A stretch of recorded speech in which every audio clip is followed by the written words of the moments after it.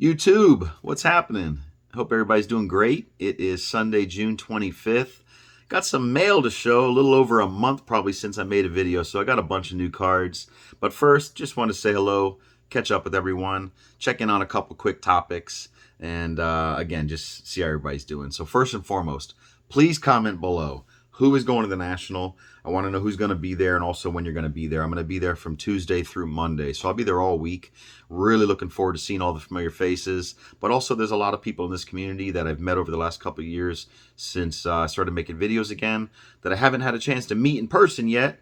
Those that didn't make it to Atlantic City last year, or if you're not local here in the Orlando or Tampa area and I haven't met you at any of the other shows, just looking forward to catching up with people that I haven't met yet as well. So again, comment below, let me know who's going and when you're going to be there. I'm staying through Monday, so anybody that's in town or local, or if you're staying, an extra day, I would love to organize maybe a dinner with some people Sunday night, whoever's staying after the show, again, or if you're local. Just want to catch up with people and kind of relax. The show's over. Maybe do something local around the area there, have some fun. And Monday, I'm not flying out till later in the day. So if there's any card shops in the area that anybody wants to maybe go to Monday, have some fun, looking forward to that as well. So comment below, let me know. Second, as far as our local shows go, just a reminder, we have like 6 shows in the Tampa, Clearwater, and Orlando area. Here in Orlando, we have 2 shows that I set up at. The Orlando show, which is in Apopka, is the regular monthly show that's been going on for a long time. That's coming up in a few weeks. You check the dates, but if you're going to be there or if you have questions, let me know. And then there's also a newer show in Lake Nona, which is south of me near the airport. That show started a few months back. This is going to be their 3rd show. They're doubling in size. It's been a great show for us. Really looking forward to that one. So if you're in the Orlando or Central Florida area and you haven't been to these shows, please come. Just go on Facebook or Google. Just look them up real quick. Lake Nona Card Show or Orlando Card Show, and you should find the information, no problem. Let me know if you have any questions. I'd be happy to help you out. Also, if you're in the Clearwater or Bay Area or Tampa area, there's like 4 rotating shows in that area every weekend. So you have a few in the Tampa area and then a couple down in Clearwater area. There are literally shows almost every weekend. So if you have any questions, let me know. I set up at the Clearwater show every month and sometimes at the Tampa show, just depending on if I'm available that weekend as well. If you're going to go, though, I would love to catch up, meet with you. Even if I'm not setting up that weekend, I would meet somebody there. It's only an hour and a half to 2 hours from my house. So sometimes even if I'm not setting up, I'll shoot down there just to catch, either the Friday or the Saturday, because those are 2-day shows. Last thing real quick, grading submissions. This is kind of an important update because I am going to start doing group submissions, but I do not want this to be huge. I don't want to be sending in thousands of cards. I don't have any employees. This is just me. However, I do submit pretty regularly to BGS and PSA, and also I've submitted to SGC a couple times now. My preference is not SGC, but I know a lot of people do like SGC, not only for vintage, but a lot of people seem to like them for some of the newer modern stuff as well, just simply based on the look, if you like it. So I do want to offer that, but my preference and my goal is to have a regular PSA and BGS submission, and I plan to start that next month. I don't have any calendar set up yet. I don't have any of that set up yet. So if you're in a hurry, or if you have another person that you regularly submit through, please, I don't want you to send through me. I'm not trying to talk you into that at all. But if you want a secondary option or a backup plan, or if you want to split some of your cards up, I used to do that. I used to send through multiple people so I wouldn't have everything come back at once. I like to stagger my orders so that the bills come back at different times, and I can kind of have a staggered grading submissions coming back. If you have any questions or if you need some help, let me know. Probably next month, I'd like to send out at least one order to PSA and BGS. I only have about 10 or 15 cards myself, so I'm looking for, a few people. Some of the people here in Orlando that I know from the local card shops use me as well. What I'd like to offer is full review, condition feedback, let you know my thoughts, maybe recommend if you need some help what to do with the cards, help you reject the ones that we should not grade so you save money there, and also help you decide which company to send it through, help you with the submission process as far as declared value and choosing submission service levels, that kind of stuff. So if you really don't have experience and you need some help, that's kind of what I'm hoping for. People that really just want that that option for somebody that does it themselves. It would be me only. My promise to you, my pledge. I'm the only one that handles the cards. Like I said, I don't have any employees or anything. It's literally just me. I'm not yet set up as a partner with BGS or PSA like my actual company name, but I will hopefully do that soon. So that I'm listed on their sites, Smith Sports Cards, as an actual group submitter. But it's me, obviously, and if you want me to help you out with that, I would like to do that. My goal is to charge maybe $5 a card. That's it. So that'll be review, kick back the ones that are not something that we should grade, help you make the decision on where to send it, handle the entire process. Obviously, I have to pay shipping both ways, so there's a lot of cost and time involved. So obviously, this isn't something that's going to make much money, but I do want to at least cover myself. So maybe like $4 or $5 per card. So if it's $18, maybe I'll charge $23, something like that. But then you won't have to worry about anything else. Rather than me having to figure out shipping costs, break all that down, have everybody paying different amounts, it's going to be much easier. And what I've noticed, a lot of the group submission companies that do this, they just have a simple flat rate where they make $2 or $3 or $4 per card, which covers everything, and then they don't have to collect any weird numbers from each customer when it comes to the shipping or anything else. So again, because I want to start very small, I want it to be as easy as possible for both you and me. Honestly, I don't want to make this difficult for myself either, but I also don't want to have it where I'm trying to collect extra funds after the fact from people. So I want to just kind of cover that from the very, very beginning and have it be very open and transparent, and you'll know exactly what I'm charging and exactly what the cost is from BGS or PSA. If you just check their site, you can see what the submission costs are. And they do run different specials now. As you know, PSA's done that a lot more recently as they've got fully caught up, of course.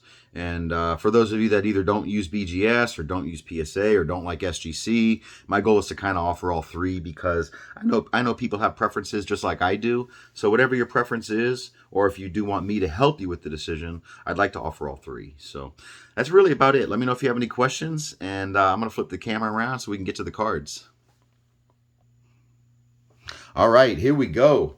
First, since it's facing out, I might as well show this. I had actually picked up a couple of these unsigned, a graded one and a couple raws over the last, 6 months or a year, just when I see them at shows, because I was hoping to do a signing with Frazier sometime in the next year, maybe send them out and get them signed. And then this one popped up on eBay, and this one is just perfect. I mean, it's a 3 for the card itself, which is a decent grade for these because most of them have small creases or damage because of them being oversized. But this one has a very minor crease there. But from the front, it just presents great. It's centered well, got a beautiful autograph, great inscriptions, and, save me the time and the effort. It's already graded. So I think I'll probably not have to worry about doing a signing myself. Those can get very expensive, and having this one already kind of takes care of that. So really happy to pick that one up. Let's get to the rest here. These aren't in any specific order. I just tried to organize them in groups of, Yankees, then Knicks, and some of the lower end stuff here at the front. So this is just a random Judge. One of the dealers that was near me at the show recently said, "Oh, you collect Judge? Hey, I'll give you a deal on this." He just gave me a nice price. I did not have this particular rookie yet, so very nice to pick up a PSA 10 of the Allen and Ginter base rookie 2017. And by the way, Judge, please heal, please heal, please don't let this toe injury linger. Oh man, I can't imagine being 6'8" and having a toe ligament tear on your big toe of your back right foot for a guy that is a power hitting righty. Oh man, it's like the worst possible injury for his type of stature and being a right-handed power hitter. I hope he can recover. I think even if you're not a Yankees fan, I think you'll all agree that baseball is better with a healthy Aaron Judge, and it's really sad to not have him in the lineup. It's just depressing. So anyways, get well soon, Captain.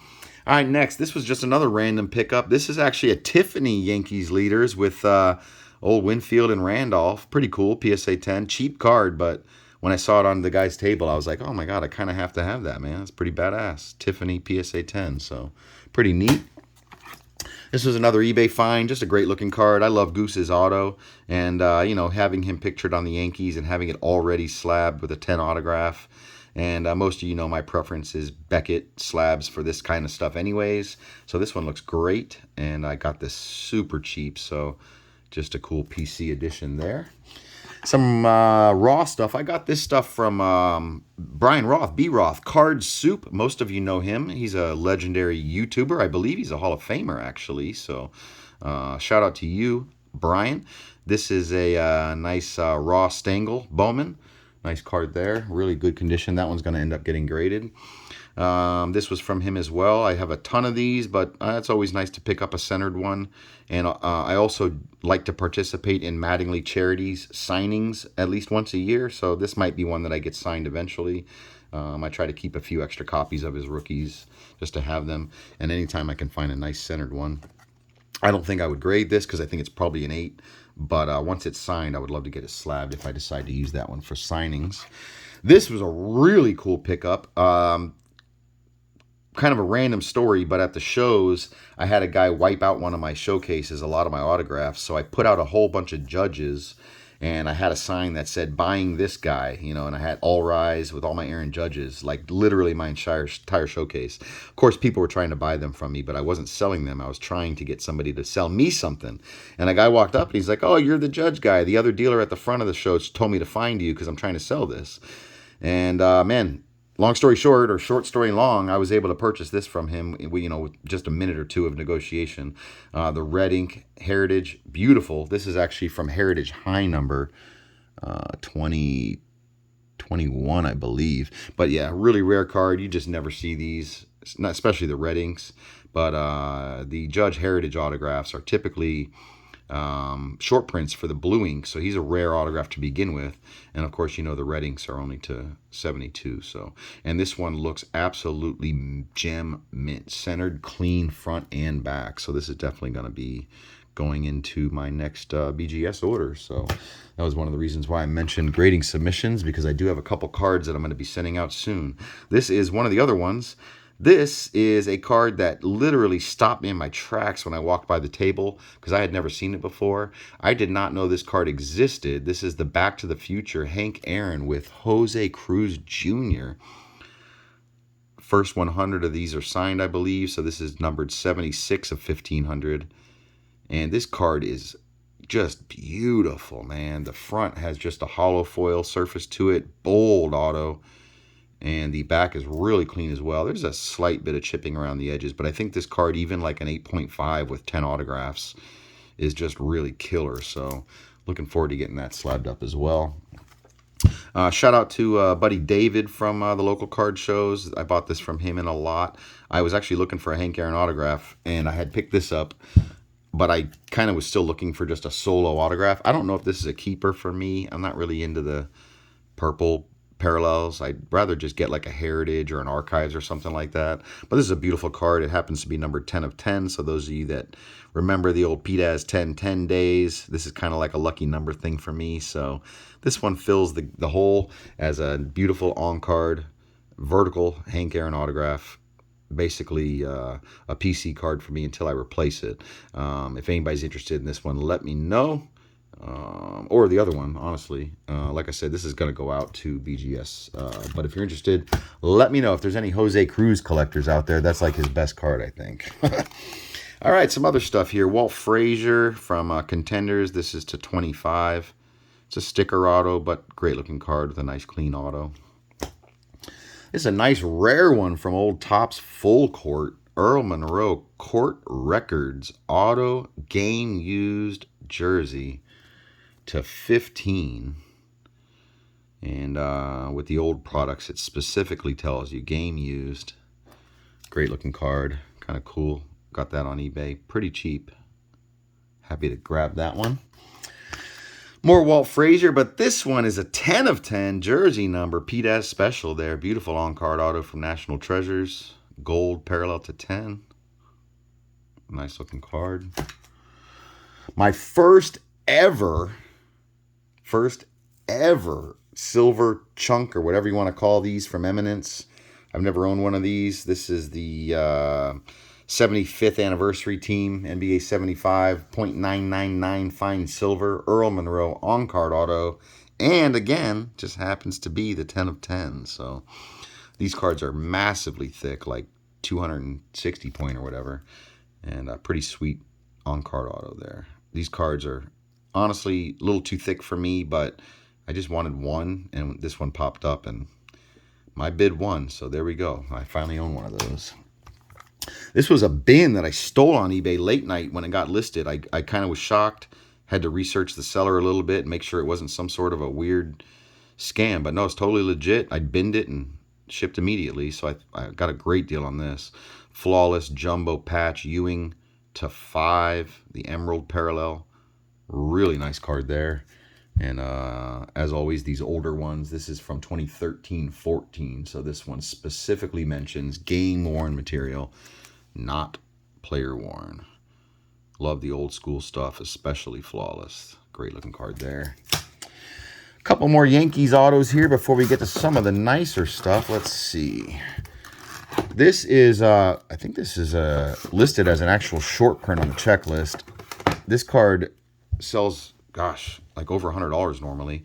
El Duque, Orlando Hernandez, SP Signature Edition, on-card auto with the inscription there, Duque. Pretty cool. Nice card. One of his best on-card autos. This is Jose Contreras, if you remember this guy. This is his Future Watch on-card auto. Number 500. Nice looking card. And to go along with that, a card that I've been after for a long time, but I just wanted to find a clean one. This one is beautiful. Matsui to 500, Future Watch, on-card auto. Great autograph, and the card itself is really sharp. That is a grading candidate. I might send that in. It looks nice. My first ever Elston Howard relic. I've always wanted one, and I don't normally go after Panini products, but this particular Flawless design, the Showcase quad relics, are just really sharp looking. Nice design, not too much, not too much going on there. Great foil highlights. Great black and white photo, numbered to 20. And this one also indicates game used material, which is awesome. Quad relic. Pretty cool. One Winfield, my only Winfield over the last month or so. This is a beautiful 5-star. This is called the 5-Tool Phenom autograph set. The background there is like a full silver background. I don't know, man. These cards just really pop. There is an Aaron Judge in the 5-Tool Phenom set, but I've never been able to get one. They never pop up, but hopefully one day I'll be able to snag one of those. This is numbered 8 of 25. This is a really nice design. Great on-card auto. All right, next. We'll just pull the rest of these out. All right, some Mattingly. You know I couldn't go a whole mail day without showing some Mattingly. This is a special one here. Got this on eBay. This is the SP Legendary Cuts Classic Signatures on-card auto numbered jersey number 23 of 25. This is a beautiful subset. I have a few different cards from this exact set. I love the Classic Signatures from SP Legendary Cuts. Really just a sharp looking on-card autograph set. Great design. And you cannot beat a jersey numbered card, especially of a guy like Mattingly. So happy to add that to the PC. I have owned a couple variations of these over the years. There's like a triple relic. I think there's a single and a dual. This is the dual bat to 25 museum collection. These are sticker autos, but it's just a great looking design. And since it's numbered to only 25, it's one of those that I just want in the collection no matter what. So great looking card there. Another one that I was after for a long time, but the few times that these pop up, they either go too high or the seller just wants too much. This was finally listed on an auction, and I won it for, in my opinion, a steal. But one of the coolest cards with Mattingly and McGuire. I think this is one of their, maybe this is only, I think they only have 2 or 3 combo cards like this. But this on-card archival autographs, these are numbered to only 15 from Museum Collection. Both autographs are just beautiful. Really a striking card to me. Just great looking card. And nice clean back as well. Happy to add that one finally.